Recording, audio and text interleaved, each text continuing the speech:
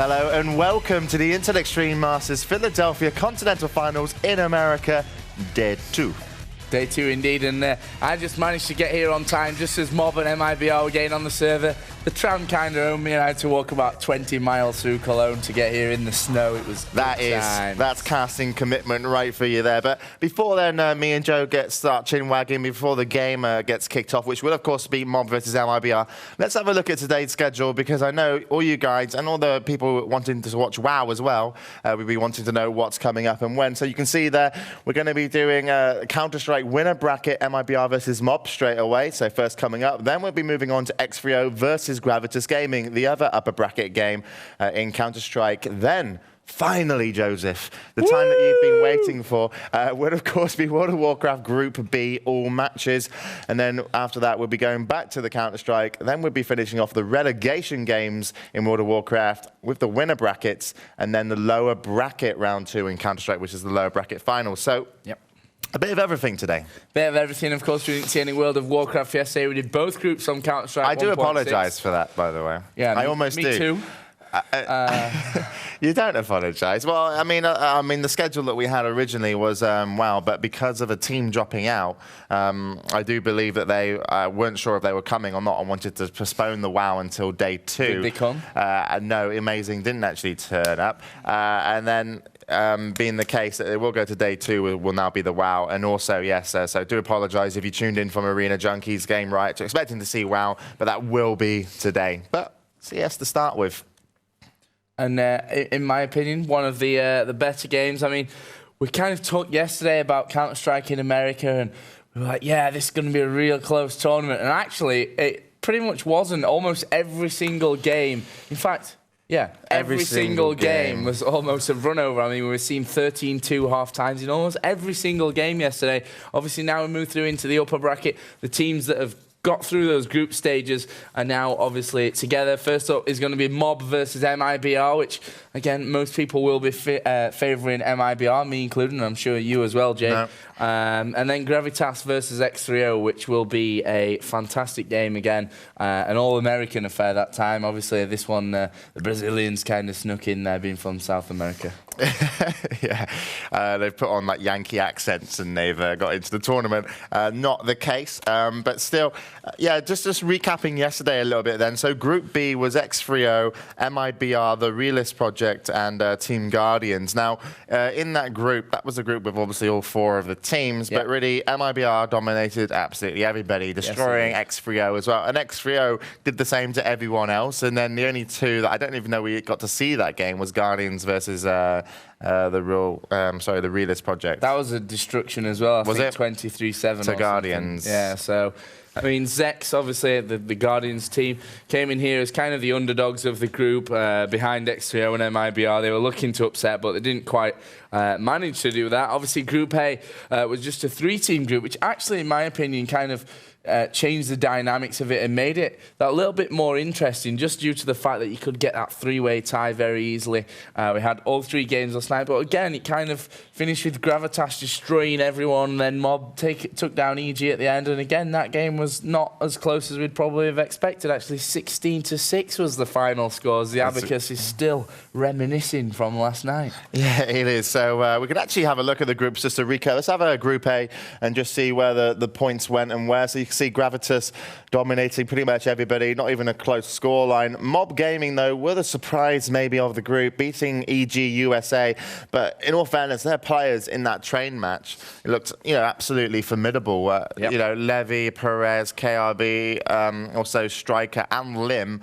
Each player was holding his own in so many different situations, and no one from EG, Chi was quite a good player, also Hostile, did some decent stuff, but no one really came alive apart from those 2. So, I kind of feel that MoB deservingly got through that game. Yeah, I agree. Hopefully, do you think they're going to bring in the same, confidence and game style into mibr? Because this is the game coming up. And, we have situations in pro tournaments where one team can just have the best day, the best game, and beat somebody that they don't normally maybe consider to beat. I know it's not much of a difference between those 2 teams. But then, going in versus mibr, you've got to step it up another notch. Can they do it?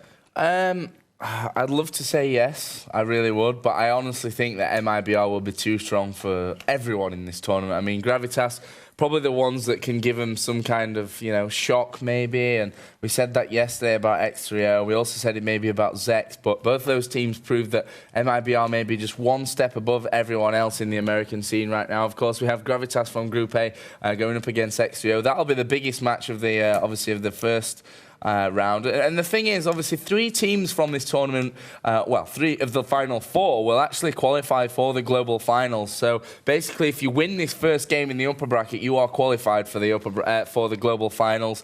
And then you kind of have that lower bracket game where the 2 teams that lost kind of battle for that position. Obviously, we have a lot of prize money here as well. $25,000 for first place, $10,000 for second, and $6,000 for third. Now, fourth will take $4K, and then 5 and 6 will both take $2,500 each. So, to be honest, although this is not, what the usual all-star lineup of teams that we like to see, because we don't have any of the European teams there, NTW, MYM, Fnatic, SK, etc., etc. I like it. There's still a huge prize pot due to it being the Continental Finals. And I mean, this is just showing that the Intel Extreme Masters is just the premier tournament around at the moment. Yeah, it definitely is. And we'll be watching the European Continentals early in next year. We're also going to have the one in China in Chengdu in January, all leading up. Yeah, all leading up, to Hanover, which is going to be in March next year. So it's going to be absolutely amazing. And the teams that get there, it's really going to be a fantastic showing. But still, they've got to get there. 4 teams remain in CS 1.6. And as Joe rightfully said, 3 will go through. Whoever loses these games will be battling off for 3rd, 4th place. And it's never been such an important kind of 3rd, 4th place. Because, in all fairness, when you have 3rd versus 4th, you kind of think, oh, well, it's the consolation. It doesn't really matter who gets where and what. But sometimes it might dedicate the 3rd place get prize money, 4th don't. Both will get prize money in this place, but one of them will actually go to the finals. Well, the thing is, there's $80,000 spread across the 2 games for this event. Now, obviously, that's a huge prize pot. But the thing is, when you get to those global finals, all of a sudden you've got $200,000 spread over 2 games. And again, it'll be 12 CS 1.6 teams, the 12 WoW teams that get there to CeBIT in Hanover. And that will be an absolutely fantastic event that even if, you don't win that event, you still want to be part of it because it will be a huge experience. There'll be, as always there are at CeBIT, lots and lots of fans there to greet you and to watch on the stage. And, of course, you get to meet me and Jay. Yay! We'll be there, and we want your autographs. Actually, no, I signed my first autograph in CeBIT back in 2005. Wasn't that just signing the media pass to get in? No. It was a copy of Quake 4, and it was awesome. And I did it in gold pens. Yeah, but that was it. That's the extent. Did you change your signature to, adapt to your fans? Right. James, brackets, too good. Bracket. I wrote Too Good, the old style, when I first got it with 3 O's and G, and actually the whole name. But I actually got the Quake 4 case, and then I turned it over to the front to sign the front. I was like, you don't want me to sign the back, buddy. And then on the front was a big fucking F that indicated fatality. So he beat me to it. Did you cross it out? No. I could have, though. F could have easily come a T. I worked hard on it, but I didn't think the kid would prefer that. Is the server down? It does look like the HLTV is spacking out on us at the moment. We may have a pause. I do apologise, by the way. I think I've sworn 3 times on already. This weekend show. Yesterday, obviously, we had that heated discussion about AIM. There was I don't normally do that. Thrown out there by Jay, who got heated in his discussion. I'm really good with not swearing. But I actually enjoyed that discussion. Maybe we'll have another one later. No, I'm not falling for your traps. We'll have to find something to say that's controversial and get Jay wound up. No, you're really bad at games, Jay. No, I'm not. Not as bad as you. That's what you should have said. I hate you. No, so waiting for HLTV then to come up. And obviously we've got World of Warcraft coming up later. We are going to be following Group B. Now, kind of disappointed that that's the case. because obviously I wanted to see Group A as well, but we will be going through Group B. In Group A, you've got EG, Gravitas Gaming, and Got Game West. Now, in all fairness, I can understand maybe I'm not wanting to follow Group A as much because Got Game West, I'm not sure how well they're going to play in this tournament. That's Green Ranger, Diddy, and Vox. And then also but I want to see that lineup because I think they're going to be running like weird stuff like Mutilate Rogue in there. You've got a Shaman back end, and then you've also got a Destruction Lock, maybe SL Destruction. But then EG haven't really been like performing very well, and Gravitas Gaming #1 seed. So you kind of say, oh, okay, Gravitas Gaming are going to win that. I think Group B is stronger than Group A. I mean, Fnatic got Game East with Happy Minty in there, Pandemic. Yeah, yeah, definitely Group B. So this is one that's going to be interesting to follow. Okay, firstly, you got Fnatic, and you guys, obviously, you know that name from CS. They've got a WoW team, and their WoW team was probably the strongest American team. Now they're kind of in the shadow of their own real kind of performances as they are trying to catch back up with the patch 3.03. So the problem with this is that I think they're actually like learning like classes while they're going to be getting ready for the tournament, and that's so terrible. Well, well, not terrible, but it's hard for a team to do that. I mean, on a run up to a huge tournament to change things like that is just. It's going to be difficult, right? So, I mean, fair enough, a class that you've played before and you're pretty decent at, just to brush up onto try and get to that level. But maybe to start new classes that you've hardly ever played before. Yeah, I mean, I completely agree with you. But the only reason this might pay off, right, is because I think Reagan's going to be sticking to his class. Maybe Happy will be sticking to the Druid, but Glix would probably be like throwing an Arcane Mage in there. Yeah. And I think Glix has the theorycraft and the knowledge of the scope of the game down so well that he could actually do that, and Arcane Mages, no offense, aren't that amazing to play to a certain level. You've just got a Pom Pyro counterspell. You could play an Arcane Mage for 5 seconds of the game where it could actually count. Anything else after and before it would be slightly different because it's all about positioning. But if you had the theorycraft back in starting area, and then maybe Hafu will be playing Shaman, but that'll be interesting to see. Then you've got Game East. Now this is a team with Happy Minty, Venruki, and Soda, and they're going to be normally playing 3 DPS. That's going to be tricky, but they are apparently getting a lot better. They've been training hard, and it'll be interesting to see if a 3 DPS team can upset. Then you've got Pandemic coming in, and it's not the Pandemic you guys normally see, and certainly as well with the guys, as we know, Cal is used to be his manager. It's the old school Pandemic, but the one that like kind of challenged, at a few events. They went to MLG, they did okay, they had close games versus some good teams, but they didn't, pull through.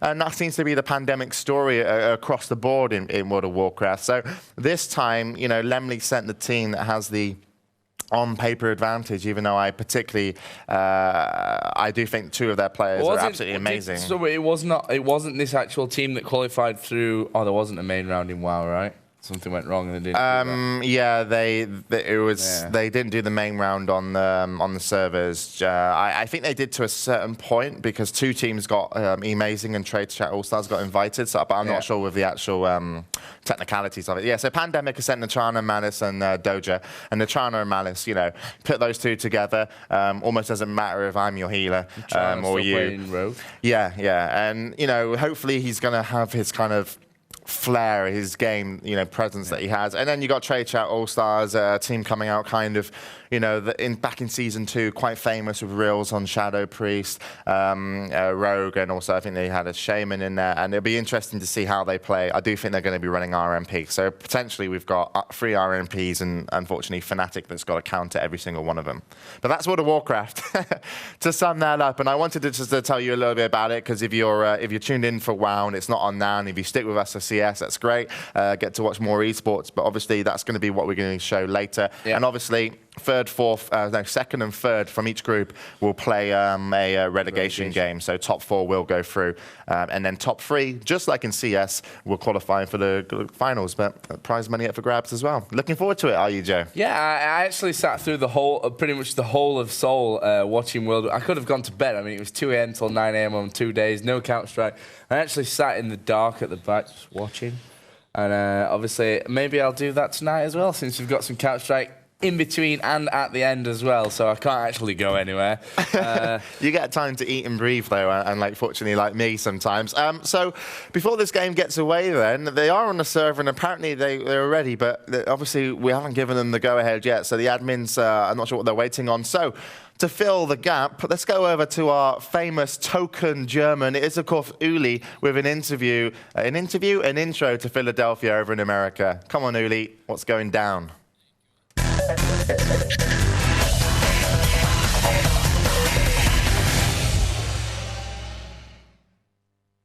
Welcome to the Pennsylvania Convention Center here in Philadelphia.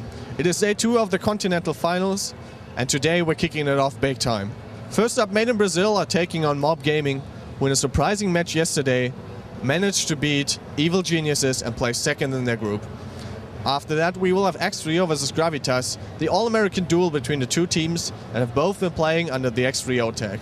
Whoever wins in either of these matches will directly be going to the global finals at CeBIT. Also today, World of Warcraft is starting. While in Group A we only have 3 teams, which means that none of those teams will drop out in the group stage, but all of them will have a chance for the playoffs.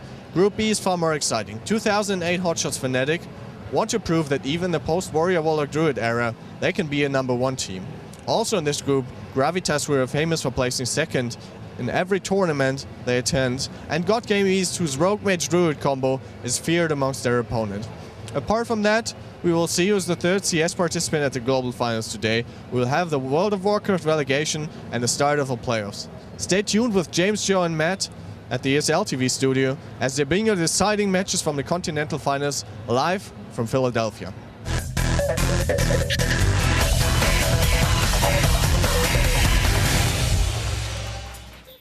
Thank you very much, Uli, giving us the lowdown in Philadelphia. So as you can see, the kind of tournament area looks pretty standard, as tournament areas do when they're behind somebody. But that is what's going on. We've told you, he's told you, everyone now knows around the world. So let's get into the game then, as MoB versus mibr are looking to go into the 9th round here on Train.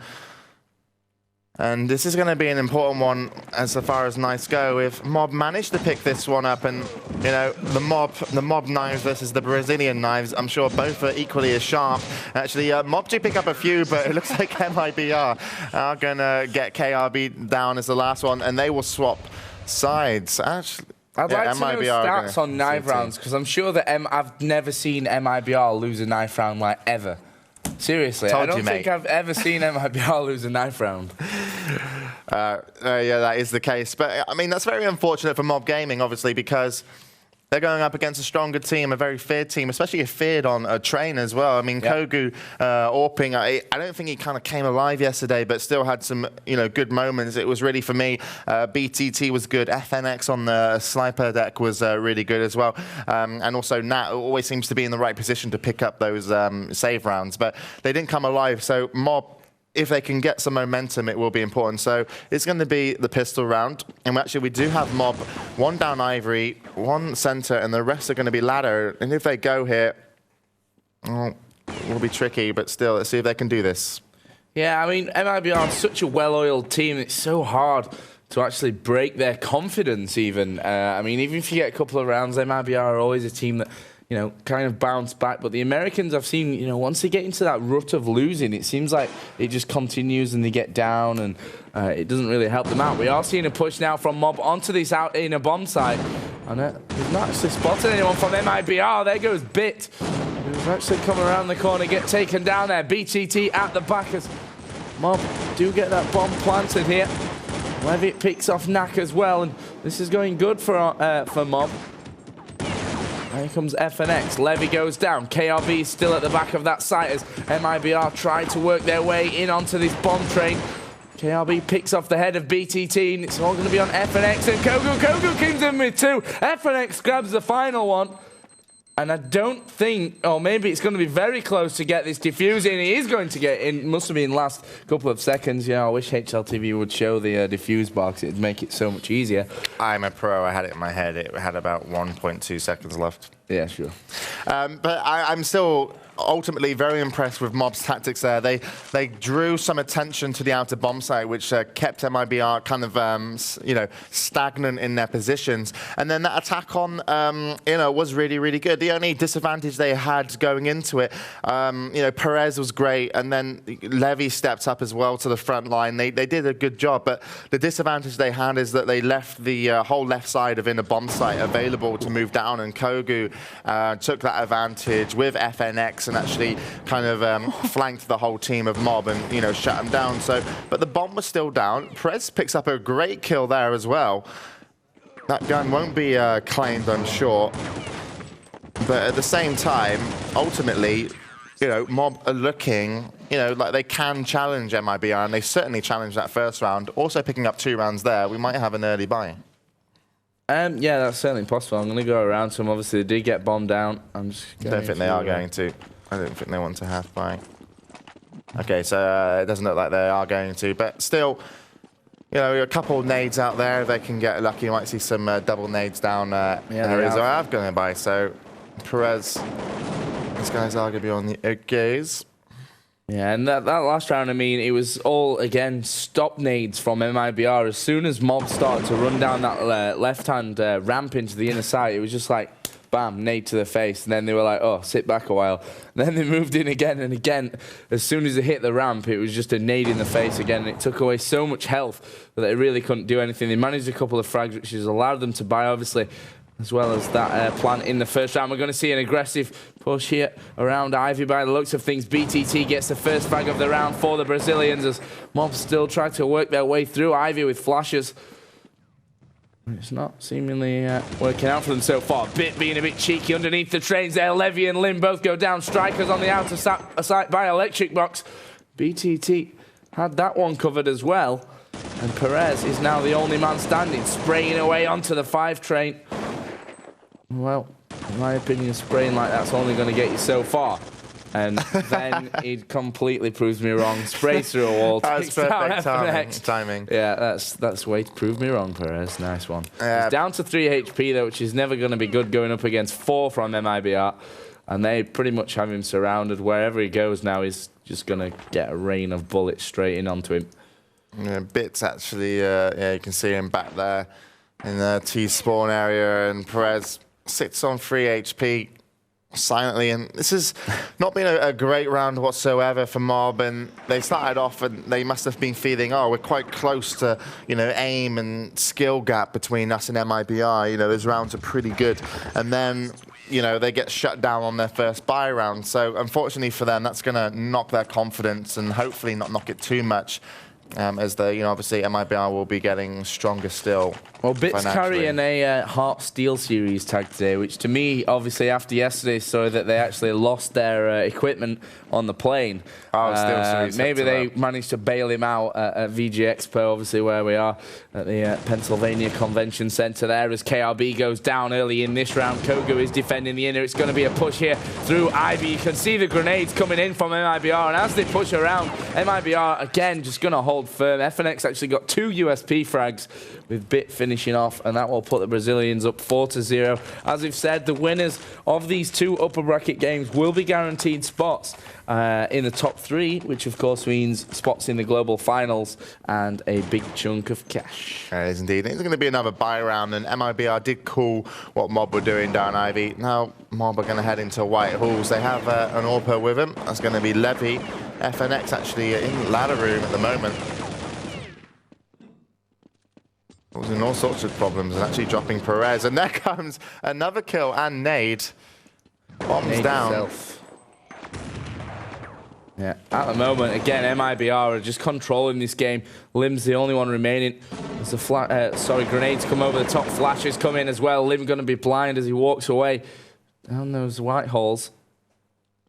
And again, it's a 3-on-1. Lim with 13 HP. Still a situation that is winnable, but you have to say, not very easy. BTT was there just inside of the those stairs on the white holes, and that will be 5-0 and a 100% record so far for MIBR. Yeah, absolutely. And what was nice in that situation, FNX going aggressive up ladder, actually kind of like delayed and confused some of the MoB team, and actually they didn't expect Kogu then to go aggressive through the smoke by Inner, so really kind of getting attacked, you know, from the CT team. So MIBR looking very offensive, looking very confident, and rightfully so. They're going to want to be shutting out MoB as many times as they can. I mean, again, the defense from MIBR on the outer side is very, very aggressive. Bit on Pop Dog, BTT on Electric Box, and these two players work perfectly together. And we see them playing a just 2 game where they are always attacking the B side early on in a round, and they have fantastic teamwork, which obviously means they get put together in a lot of these situations. Flashes and nades coming around onto Ivy. They know that MoB are there as Perez actually gets team flashed there. More nades coming in. Levy goes down to BTT as FNX will clean up inside Ivy. Perez and Lim going down. Here comes the attack onto Ladder Room. Finally, Striker will pull out his first frag of the game. But again, it's 1 on 4. And MIBR completely in the driving seat right now. Bit's actually coming around, and he probably will intercept Striker here as he comes down these stairs into T-Spawn. Bit takes him out. Sprays the floor, and that will be 6-0. Flawless stuff so far, in my opinion, from MIBR. Yeah, and I'm pretty sure it's going to have to be a save from the team of MoB as well. So every time that they've had guns and an advantage, they really are kind of getting shut out. It looks like they're going to send 3 down Ivy. One of them's got the bomb in that situation. Levy and Striker will be dropping down Ladder. I'm sure Striker will make some noise over by Inner, but not much, as Koku's going to shut him down. And in comes the pistol attack, but surely going to get shut down real quickly. And just looking at MoB, you know, they started off and looked pretty good. You know, they are actually, Lim can actually claim that gun. Yeah, pistol looked decent from MoB, but I mean, since then, MIBR have obviously had the upper hand with weaponry and stuff. They're on the stronger CT side. But for me, they're just completely outplaying MoB. I mean, the MoB strats... Well, they've called them both times. When they went heavy down Ivy, they called it. And then on their buy round, they knew they were going to be pushing in White Halls and to Inner, and they called that as well. So they're kind of just messing MoB up at every opportunity here. And finally, actually, something might have gone well for the MoB team, but flash to pieces was going to be Lim. He's going to drop. And this is another round that MoB are on the buy and seemingly looking to be, wow, I was going to say looking to be bad, but Perez comes up with 2 huge frags, possibly will open up a chance for his teammate to come in. There's a 3rd one as well, and KRB is moving very slowly around. Bomb is actually down. Oh, I was going to say Bomb was actually down on the top of Sniper Deck, I do believe, but still wasn't going to get picked up. And KRB, he wanted to walk around in that situation to stay, you know, incognito, but really, you know, he could have helped with a crossfire and moved a bit sooner. You know, I mean, BTT is just so I mean, the whole of MIBR's strats are just so dynamic. They seem to just run around from one end of the outside to the other. You know, just headshots here, headshots there, and it really works out. Like BTT now, look where he is. Straight outside T middle. The terrorists are coming out of Ladder Room, not even checking that aggressive position. And BTT is just wandering from one end of the train yard to the other, finding frag after frag after frag as he goes. No one can stop him, really, from MoB right now. The bomb actually might go down by KRB, so not a bad situation. They'll probably be able to buy next one. He's actually going up against 2. Gets 1, gets the 2nd. Last man standing is BTT, so let's see if he can continue his reign of terror. Yep. And actually, be the case. I think 1, 2, 3, 4. He didn't get 5. Bit stole it. Yeah, he got 4 that round and a defuse, so I guess we can kind of credit him with something. Well, again, we watched BTT on the outside. It's like, oh, there's 1. Oh, there's another 1. Oh, there's 2. I'll kill both of them, actually. And it just seems so easy for BTT right now. And he's actually topping the score. We're only 9 rounds in, and he's almost on 20 points, which is, again, fantastic stuff from him. And he's going to go for the same kind of aggressive defense on the outer area. MoB actually looking like they could be pushing the inside this time. I'm actually going to watch Knack, because he is sat aggressive as well, inside of the smoke. And he's just going to sit and wait there. Flash is dropping in the smoke, so it won't blind him up too much. As more nades go over the top, Knack decides he's going to spray away, gets 2, he's going to throw a grenade down as well, does get grenade himself, switches out to the USP, did some damage, Kogu was there for backup, nade flies across from the inside from FNX, and BTT finishes it off. And again, MIBR just looking, well, the better team. I mean, invincible. There's only so many words you can use to kind of describe this situation. And I think the one that sums it all up is that MoB are looking the better team. MoB. mibr. Yeah. mibr. You know what I meant. Yeah, I do, sorry. Yeah, and MoB, they were on the buy that round. I do believe this one's going to probably end up being a save. Pretty screwed in many situations, and it's actually going to be Deagles in hand, so it's going to be a Deagle round for them. BTT once again opens up on Levy. That was in ladder. Bomb is now going to have no man collecting it. Perez might want to drop back and get that, but in all fairness, you know, MIBR are going to sit back nice and comfortably, and they will be cleaning up the MoB team. You know, the problem is for BTT, you know, I'm sure you know it as well, that feeling when you start killing people round after round after round, you get on such a high. You get in the zone. You just, yeah, you like, and it becomes easy almost, and just like, you're not even concentrating hardly, you're just doing it. Yeah, and it works out every single round, and you get in that state of mind. It's so hard for MoB to break this. They're actually 11-0 down with 4 rounds to go in this first half.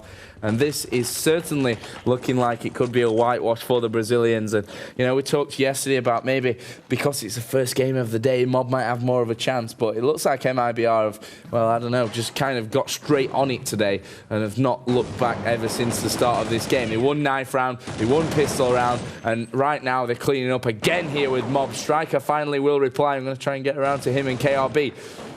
KRB's just running back from Ivy towards that T-spawn. Striker does go down. KRB does have the bomb, but the point is that he's going to find it hard now to get anyway. It's a 3 versus 1. He did ninja plan, actually, earlier. He's going to make a noise there. Kogu should know where he is, and Kogu's the guy that will be wanting to shut KRB down.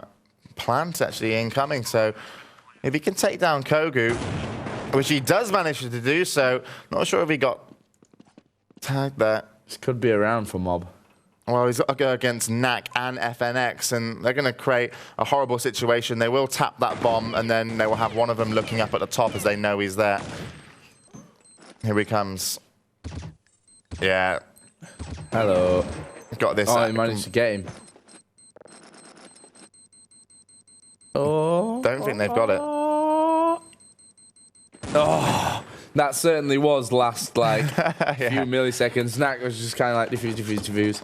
But again, MIBR managed to get in there. Obviously, it was a hard round for KRB to win. He took, in my opinion, the right position there, which was up at the top. But with 2 players, it's fairly easy to control that. And it makes it hard for Terrence because he's literally got to just kind of take the fire as it comes and just try and kill the diffuser. And that can obviously sometimes lead to a bit of a slip-up. You can go down before it happens, and Striker picks off Knack, and that will be first kill of the round for MoB Gaming. Now, they have to build on this. Oh, Levy's in a bad position, though. He's actually trying to move in on the outer bomb site. Bad flash from Perez as well on the Ivy area. They've got 3 of them down there. Levy will fall to BTT. Striker and KRB are dropping down into ladder room right now as again, MIBR looking to defend this outer bomb site. KRB does pick off FNX, and we're going to see a push from Perez here. Kogu snipes off Striker. becomes aggressive as well. Finds 2. KRB finds a grenade from Kogu. And well, that's another round on the board for MIBR. 13-0. Can MoB get one? Get 2. Can they get 2 and make it 13-2 just for a change in this tournament? Yeah, that would be something special. What a scoreline. But at the same time, MoB, KRB is, you know, is getting some decent, not so much openers, but seems to be playing his own game. And I do believe that MoB, the other players in the team, are really kind of, I wouldn't at all say scared, but are being forced to play how MIBR want them. And in some rounds, they don't even get time to think. I mean, not so much just a couple of previous rounds, but earlier on in the game that, you know, MIBR go so offensive on CT side that they are giving MoB, you know, a chance to say, oh, okay, there's one here, let's do this. They are really just kind of getting shut out. And look, MIBR have rotated perfectly to the inner, and they have so many people available to shut down the oncoming team of MoB.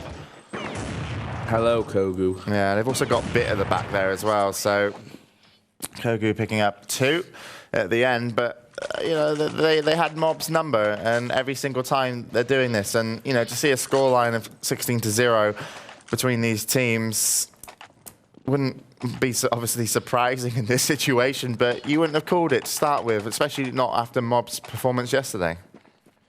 Yeah, BTT's actually just bought an AWP and an M4 and just kind of cycled both of them up towards the end of Ivy. So he can, you know, kind of use different weapons. Bit is going to take down 1, 2, and 3 before finally he's shut down.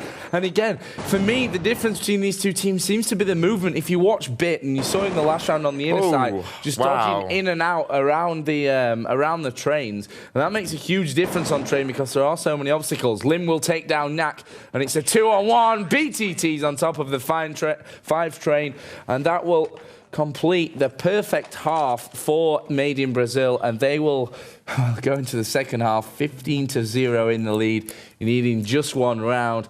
And Jay, that old cliche that the pistol round is so important has never been so true. Yeah.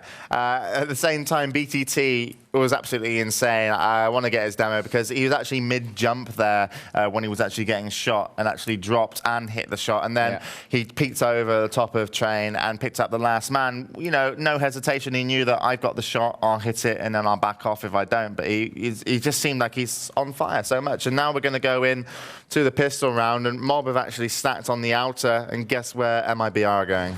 Yeah, they've pushed, again, 4 men straight into that inner bomb site. BTT's going to get the plant. Bit runs straight through Z hallways. Strikers bursted to the head with that Glock from Bit. And that will be the first frag. KRB does come back. Perez has got a frag of his own here as well. Could make things interesting as FNX is blind. Kogu goes down. Nat goes down. And this is a great retake from MIBR. FNX is still there, but finally Perez takes him out. And that will be first round on the board to MoB Gaming.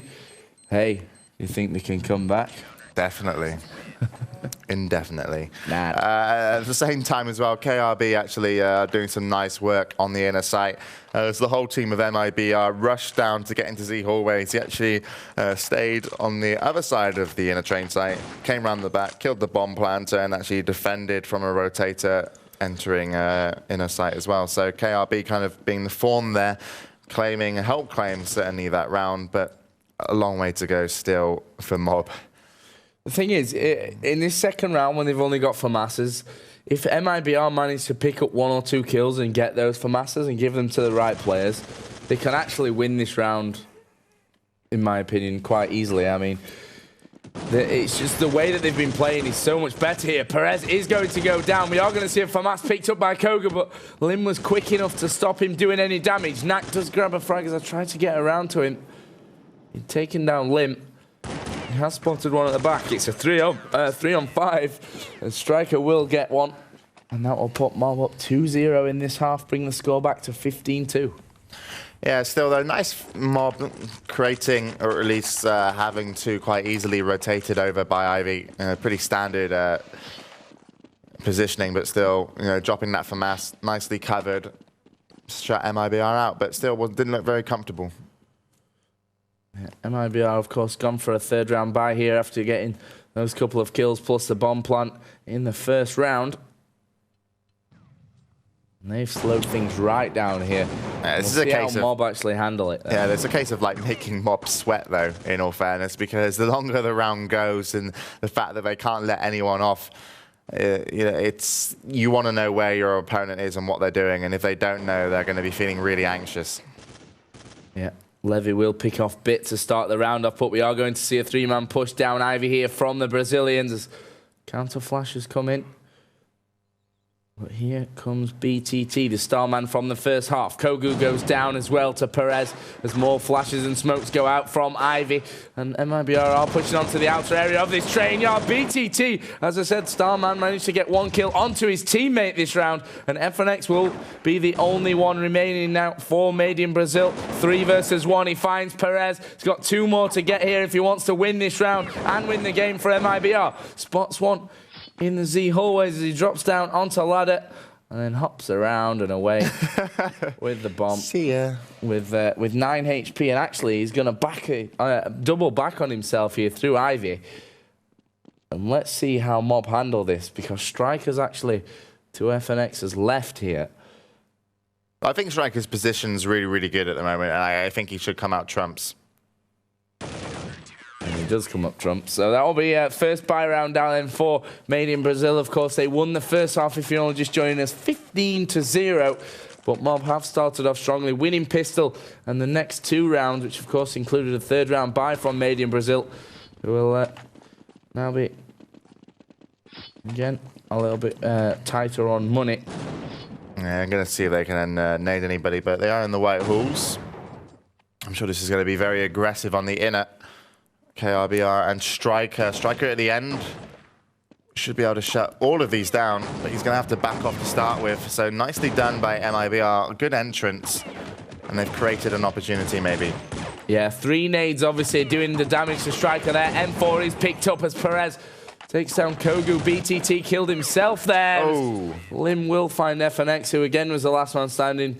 Started kind of strong in that round, but still didn't manage it. Yes. BTT's -1 and 4 at the moment, obviously after suiciding off that ladder and getting a team kill in the round just before that.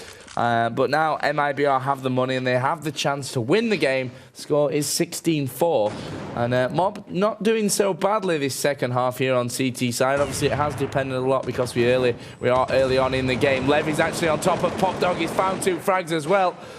Knack and FNX replying. We're back to a 3 versus 3 situation. Bomb collected by FNX as Perez goes down to BTT, who goes back up to 0 on the scoreboard, along with Kogu.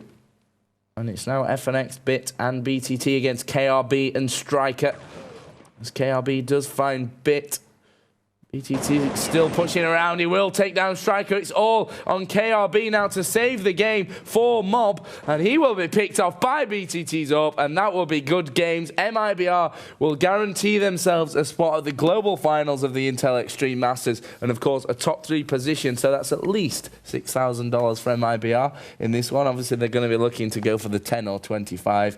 And to be honest, from the form we've seen them in so far, certainly in the first half of this game, well, they look formidable. Yeah, they do. And, you know, they, as you say, got to the global finals. They really coasted, as it seems, to the global finals. As so far, no one's put up a good show versus them. But still, you know, we've got Gravitas Gaming versus X3O next. Winner of that will be playing...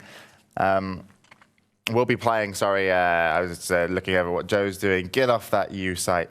But we'll be playing, and then the winner will be going in to play in the upper bracket finals versus mibr, but in the lower bracket, the loser will play versus MoB. So either X3O or Gravitas, loser of that, will go up against MoB, and one of them won't be going to the global finals. And at the moment, you know, you'd say with the Final Four, you'd say, okay, it's going to be MoB, you know. But at the same time, I think Gravitas will probably end up, you should end up, you know, taking X3O.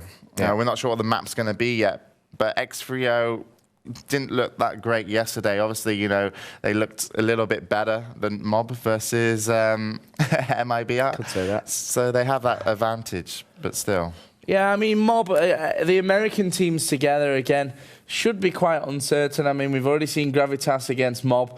The thing is, that game again was quite a whitewash for Gravitas. But X3O versus Gravitas now will be kind of the big decider, if you like, in my opinion. The team that goes through from this one should be Gravitas, just judging by current form at this event.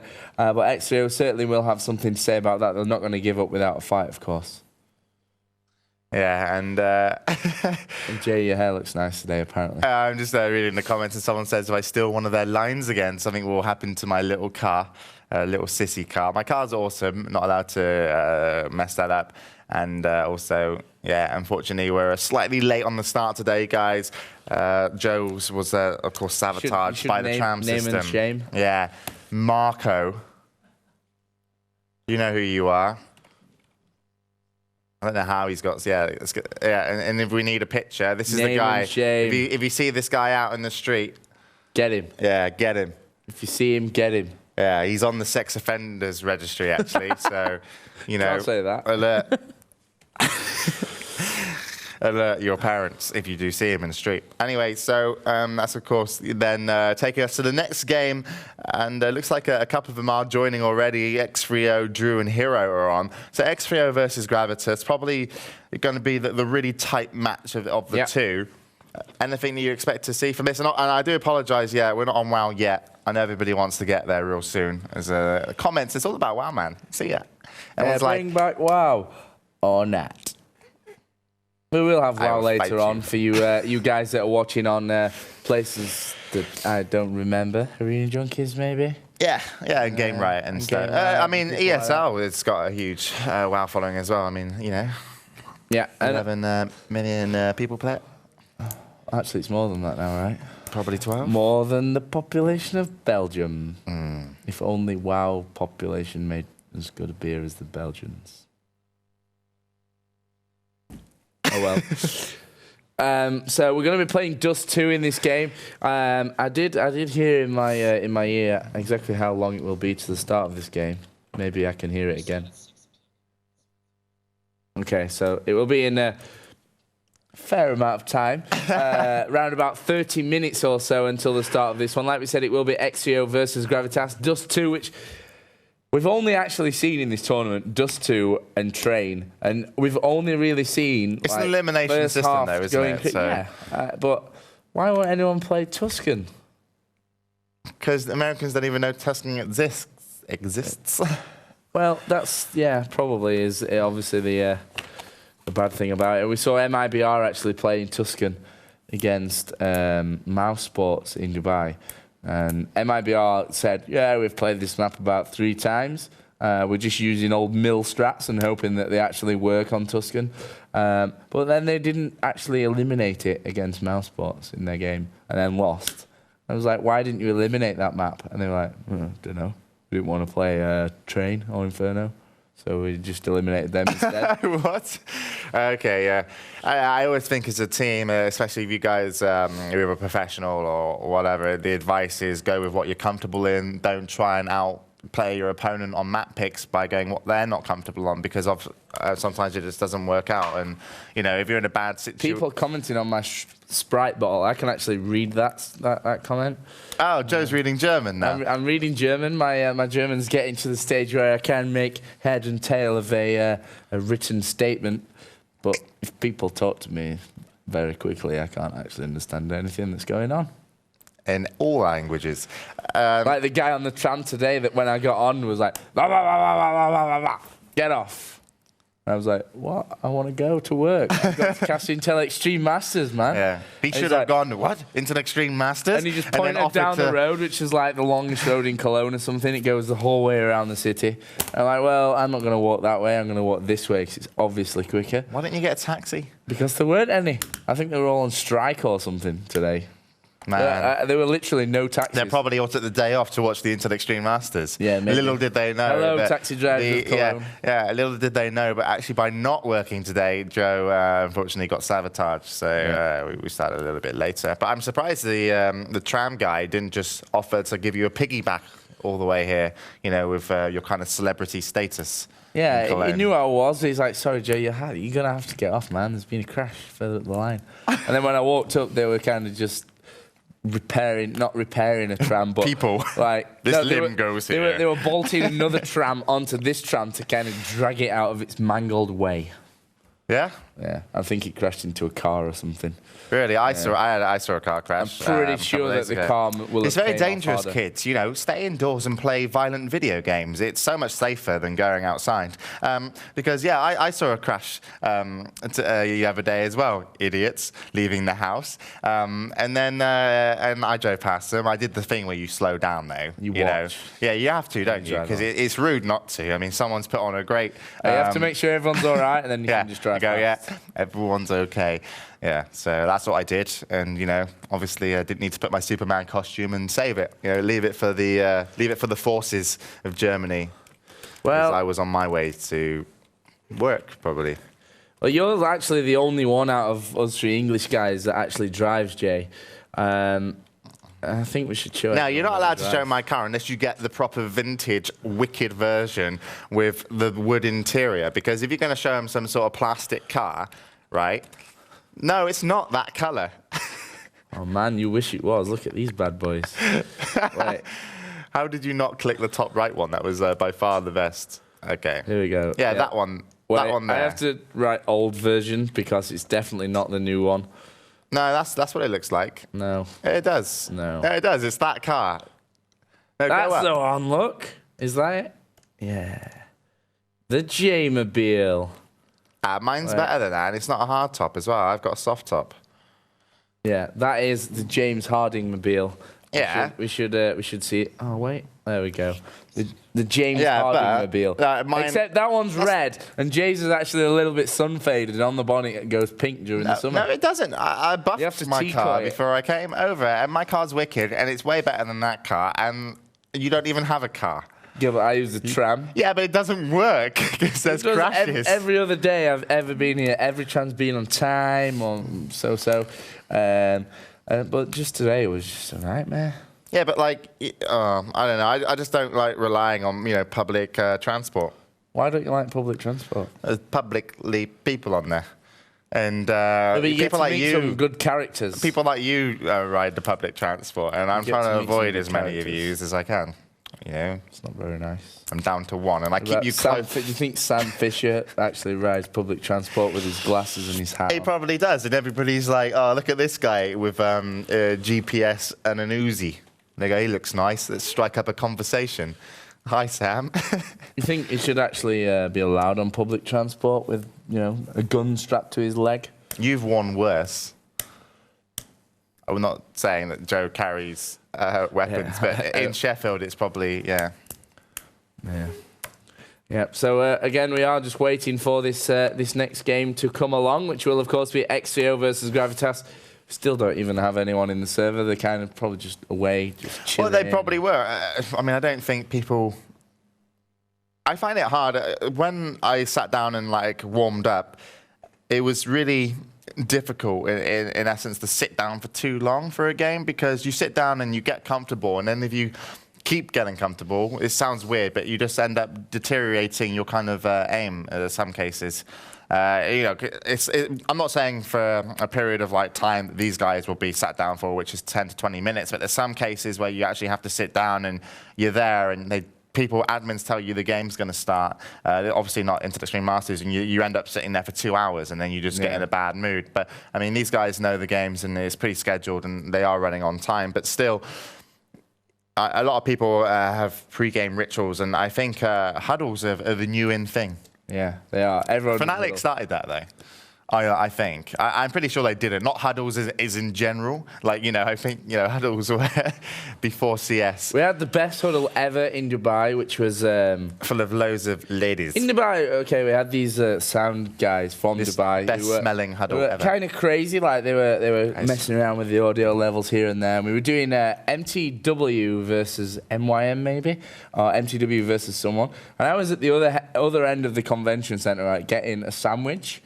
And NTW were doing the huddle, and I'd done, my stage bit, and then it was toss, pot, and execute, and I kind of ran away to get nachos. I'm out of here. And we had a microphone in the huddle like that, with the camera looking up at all the players' faces. Oh, I saw that. Yeah. I was watching that. And the sound guy must have turned the audio for the whole convention right up, and MTW just went raw, and it was so loud that I was in the cafe, and everyone went. So the sound guy turned up your stage really loud to get their huddle, right? And then projected it to the whole convention. Yeah. And when NTW ra'd, it echoed. It pretty much scared the life out of everyone. What you wouldn't know what was going on if you just heard someone go, rah, I think there's a lion coming or something. The circus is here. So that must have been a very different event than the ones that you've kind of done in even Asia, America, and Europe. I mean, first time to Dubai. I mean, the esports community there were really cool. I talked to a lot of the players, and we kind of hung out while we were watching the games, and everyone was really friendly. Nacho.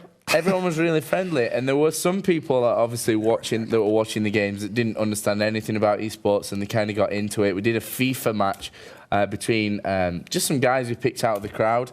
And one guy was there like from school or something with like 20 of his friends, and they were all stood right at the front of the stage like screaming for him every time he scored. And it was kind of surreal, because I'm used to like in Europe where you get the fans and they're not really...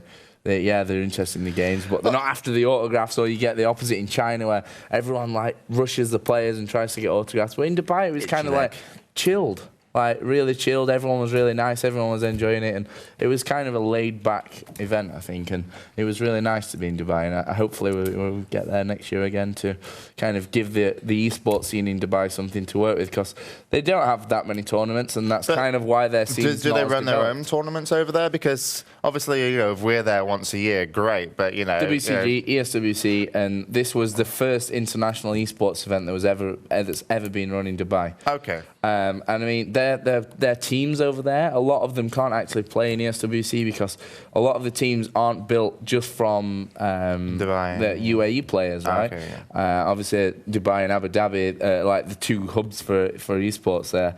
But I forget which team it was, but they had players from like Yemen, Palestine, and one of the guys actually said to me, it's actually quite easy for us to build teams like that, because everyone speaks the same language, and it's kind of it brings everyone together. But they all play on LAN together at the same internet cafes in either Dubai or Abu Dhabi, and the scene is very, very like interlaced. That everyone knows everyone there, and it's really tight knitted. So I think it's a very individual. So the players are there, right? Because I'm just thinking from gap in the market. Right, players are there. Yeah, there's definitely a player following for all games. Maybe not on a high level, but CS is one of the higher ones. Yeah, right. So it's more accessible as a game. So you got the players as well. Yeah. FIFA. So you got FIFA and you've got a CS, right? So you've got a couple of like playing teams. You've got a couple of tournaments. Is there any organisations that kind of embody the best players in Dubai? A bit like Dignitas is the UK team, because I mean this is what I don't understand, because what I would love to do is there's no team in Dubai that's got a kind of big sponsor that can actually send them anywhere. That's what I'm talking about. It's like, why not set up? I could even do this if I was to write a business model for running professional gaming teams. Okay, actually set them up geographically all around the world. So I go to Czech Republic and go, this is a business model. I own a percentage of the company. You're going to run it for me. You're going to recruit the best players in it. I'm going to help you sell sponsorship, and then you're going to create a team around Czech Republic, and it will be the national kind of team that people follow. Yeah, and then you could do it in Dubai, because there's a lot of money in Dubai. So but that's the problem. That there's a lot of money in Dubai, but none of it is filtered down to esports yet. I mean, that event was. Obviously the ESL had a huge booth there. We had a huge stage in one corner, the Intel Racing Tour in one corner, and then in the other side, like in a big U shape, was the tournament area. The rest of it was the G-Tech Shopper, which is like, I can't describe it. Is that where people go? It's like CeBIT, but you can buy it. You can buy things, right? Yeah. And these guys weren't. It's like a massive car boot. These guys weren't buying like a printer cartridge. They were buying like 2 laptops, 3 monitors, carrying them home in big bags. Like, it was crazy. Out the back where they had the storage, they had literally, the big shipping containers. You see like millions of them coming on a ship from China. Yeah. They literally had about 50 of those, and every single night they'd just pull out like 500 massive printers and take them back in, and they did it every day. And there were people dragging stuff around that they'd bought. I mean, if you went outside at night when the show had just finished to the taxi queue, it was crazy, because everyone had like a huge pile of stuff like this that they'd just spent God knows how much money on. Dirhams, right? Yeah, dirham. Yeah. Dirham. Yeah. But I really enjoyed Dubai, and I hope we go back. Yeah, I missed it, but I'm getting one up on you. I'm going to China. Yeah, but I've been there before, so old story, mate. Yeah, but I think I'd prefer China than Dubai. But I want to try something new. I went to Dubai Airport, actually, so I've kind of been there. Dubai Airport's pretty awesome. It is, actually. Apart from that pizza the guy served me. Duty free is just like, oh, my God.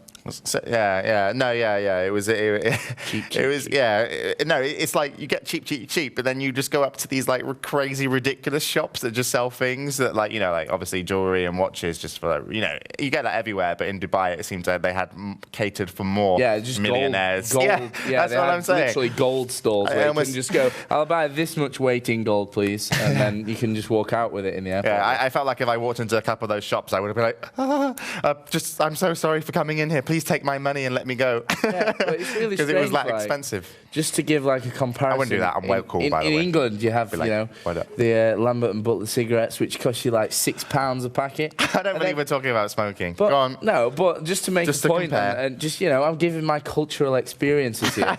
In the duty free in Dubai, the cigarettes are actually made in the UK, shipped to Dubai, and they sell 200 of them for cheaper than you buy 20 of them in England, and they're made in England.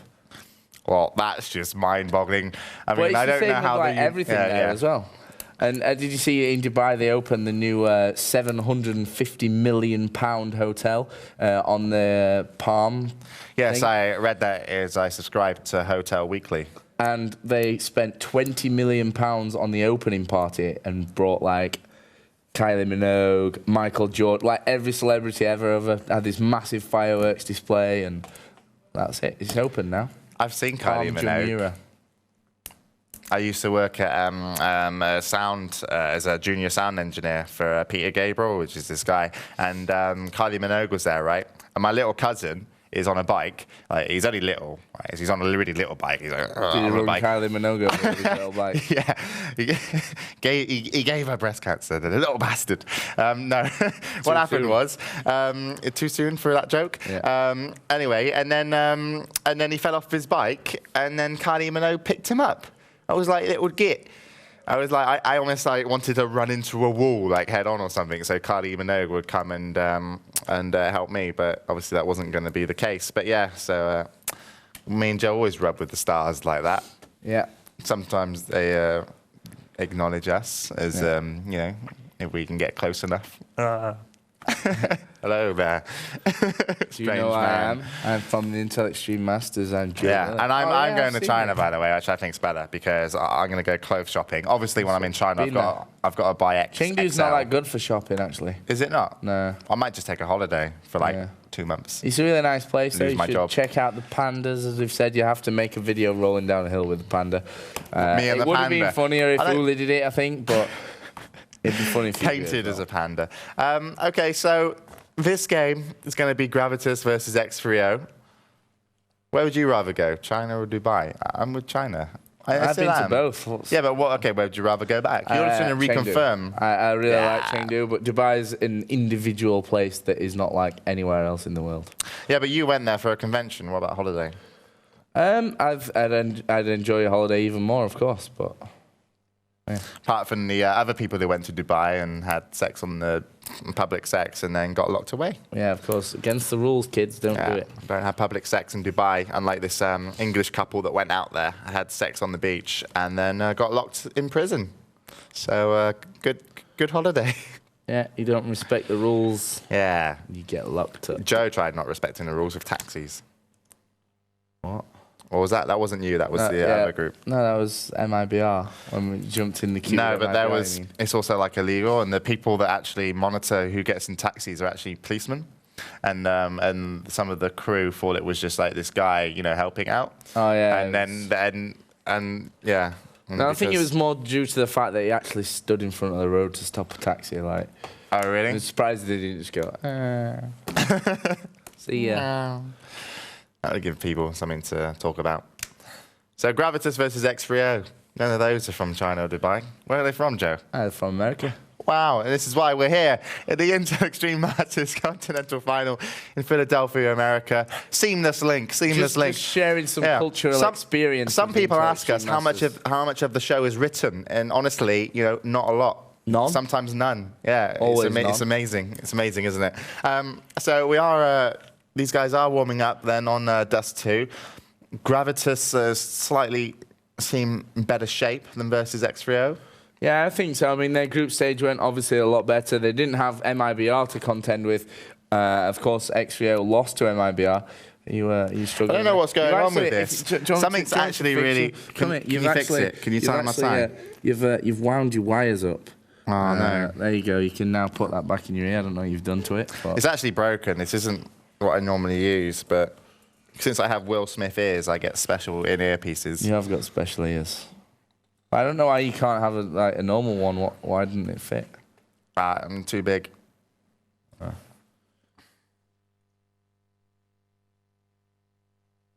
Awkward silence. Wasn't awkward. Yeah, we are just waiting, silence. as we said, for Gravitas and X3O to just kind of get ready, and maybe we can get in my ear an estimated time of arrival for this game. Well, actually, one of the teams had said previously, before we started ranting, that they were actually ready. So the other team is just taking the mickey right now. Not happy with this. We are still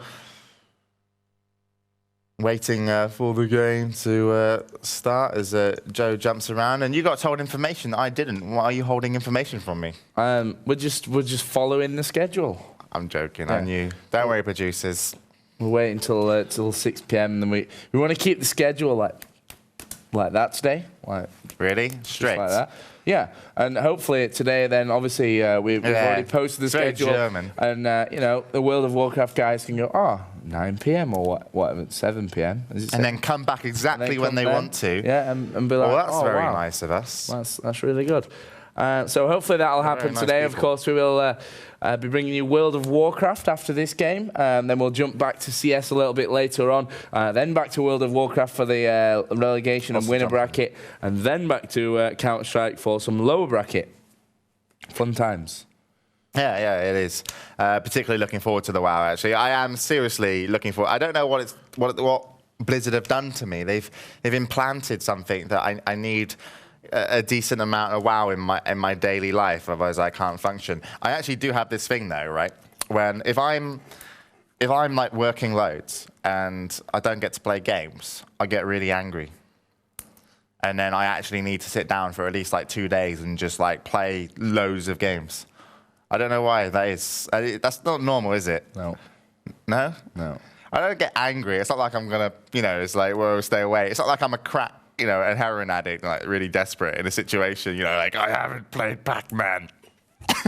And then I've got to sit down and play. It's like, whoa, stay away from him. He's a addicted gamer. I feel annoyed at that all my time's been spent, either with girls, going out with friends, or family holidays, or exercising or something. I get angry at that. Why would you be angry that you've gone out and socialized with your friends and had a good time? I don't understand that. Because you're not as fun as video games. You're pretty fun, but I actually don't go out with Jay a lot. I tend to avoid him. No, you don't. You're such a liar. I leave early just to kind of get away. You don't know. This is so not true. Right.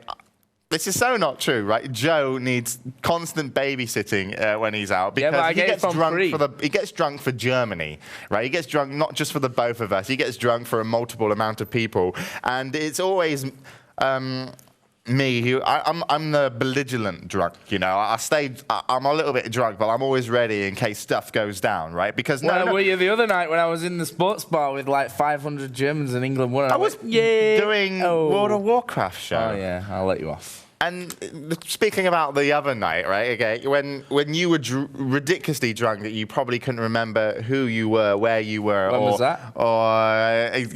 And and then I turn up, right? And I turn out of the goodness of my own heart because I know Joe needs somewhere to stay. He's ridiculously drunk, and he'll probably end up sleeping in various positions and places later on that night if I don't go out and see him. So I finish work, and I'm like, okay, I'll go out and say hi to Joe. And I come out, karaoke night. Yeah, and you're like, my face. Hi, Joe. How's it going? And you're like, nah. And then you just go off and you talk to there's a group of people in the bar, and there's girls over there. There's a couple of people having a laugh over there. There's people over there, right? And then there's really pissed off German people here that have lost the football match, right? And who do you go sit next to out of all the options, right? You could have talked to the barman as well, right? And you go and sit down next to them and you talk to him. We had common ground. You talk to him so long, and I'm like, they're going to hit him soon. They're so going to hit him. I'm like, they actually please. Really enjoyed it. Well, yeah, sometimes they did, but I was worried because your mannerisms were kind of, I wasn't sure if you were like going to just lean into one and puke on his like, top, his favorite football shirt, and then pass out in him. And then, I was a bit concerned. So I was like kind of drinking like that and going, please, Joe, just come back to the table. Even Pri, who was also drunk, was slightly concerned.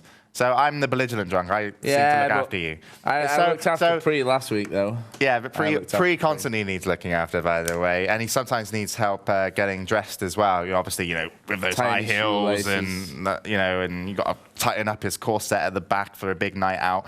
But yeah. Sorry, Pri, please don't hurt me. Yeah, so, yeah, I'm the belligerent drunk. Matt. What a boring drunk. Apparently, Matt says Jay is not the party animal that he thought I was. That's because when I'm out with Matt, I want to leave. No, I don't. That's great. So before we get into this game between X3O and Gravitas, let's kind of get back on track away from the drunkenness and Matt being special and things like that. Let's have a quick. He was meant to go get me a pizza. He doesn't do anything, that boy. Seriously. He was meant to get you a pizza. He was. I'm not saying he's my personal assistant or anything, right? He's not me. He's your slave. That personal assistant would be far too kind. Yeah, personal assistant, he get paid for it. He's my slave. He gets whipped. Where is he? He doesn't do anything. Matt, where are you? See, he's nowhere. He's not here. I saw him put his skeleton gloves on and go outside into the snow. So maybe he's making a snowman or something like that. That's the kind of thing Matt would do. So before this game then between X3O and Gravitas, which will be going ahead in a couple of minutes' time, we have an interview, in case you didn't catch it yesterday, with X3O Drew.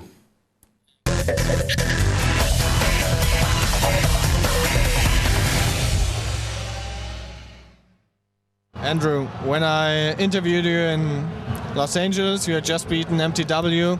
I think you came in there as the underdog, and now, well, the global finals are within reach.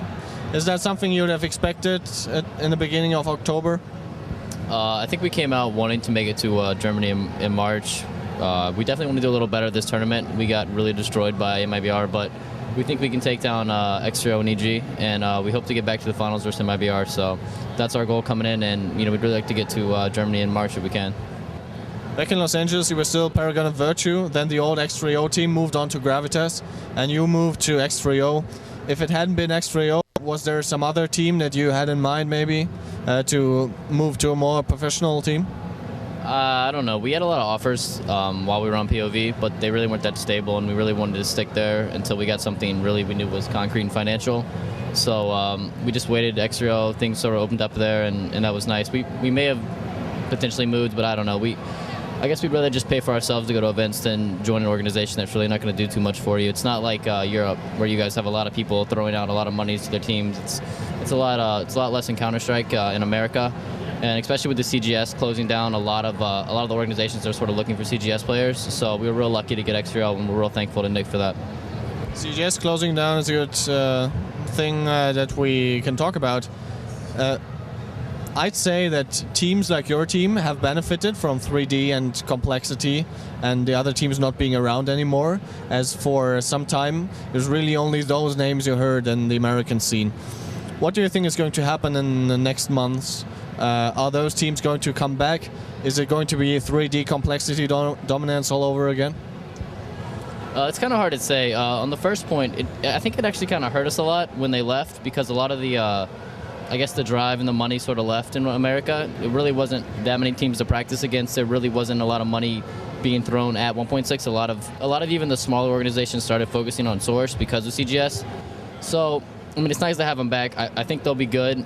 Complexity is definitely going to be strong. They were playing 1.6 while they were playing Source. And, I was talking to Fraud, and he said, hey, it took a long time for them to get back to their 1.6 form.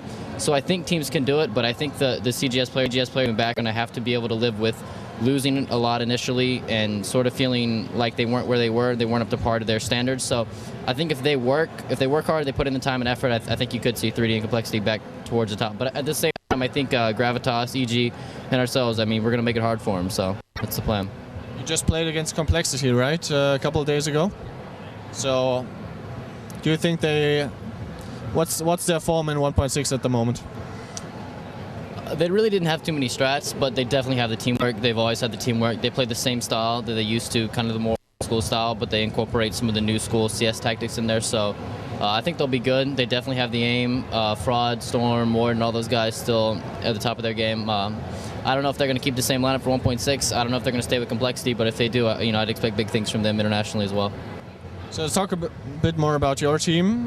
You were Paragon and Virtue, as I said, in Los Angeles. Now you're X3O. You changed one player. What else have you done to prepare for the Continental Finals? We ramped up our practice a little bit. We tried to get a lot more serious coming into this event. I worked with Tom a lot individually to sort of get him incorporated into the team. He's fit really well play style and personality out the game, so it's worked well. Didn't really show versus mibr, but hopefully we can come out tomorrow and prove that we are a top team, and hopefully can get a spot to Germany. mibr was in your group, which is, I'd say, kind of an advantage, as the team that you will be facing tomorrow is American. So MoB Gaming, Gravitas, Evil Geniuses, which one of those would be your favorite to meet? We actually look at all of them kind of the same as far as skill level. They obviously have a lot of different play styles. I guess I'd like to play MoB. I haven't played them on LAN in a while. I'd like to get some revenge on them. But I mean, I feel confident versus EG. I feel confident versus Gravitas. So hopefully we can, whoever we get tomorrow, we can face. And like you said, we can put the mibr match behind us, because sort of in our opinion, it really didn't hurt us if we finished first or second in our group, because we're kind of expecting to play EG or Gravitas tomorrow, and either one's fine by us. Do you think EG are going to perform well even without nothing being here? Well, they definitely, I guess, 6 or 7 months ago, they had just a streak of maybe a year going first place every single tournament in America with that lineup, similar. The only player they're missing is Lim, and they replaced him with Hostile, and Hostile's a top player, so I think they're going to miss Jordan's fragging ability. He's definitely probably the top aimer in America, but maybe their chemistry's better with this lineup. I guess we'll just have to wait and see. If you qualify for the global finals, is there anything that you plan to do a boot camp before, go to Europe for some time to practice, or in what way will you then react to this qualification? Depending on sort of what money comes in through Dust Off and through some of the other sponsors from X3O, we'd definitely like to do a European boot camp maybe 2 or 3 days before the event in Hamburg. But it may end up just being an X3O boot camp in DC, or potentially something else where we ramp up our practice before the event to get prepared. But yeah, definitely a European boot camp. I mean, I'd love it. It'd be fun. Andrew, thank you very much, and good luck in your match tomorrow. I appreciate it. Thank you.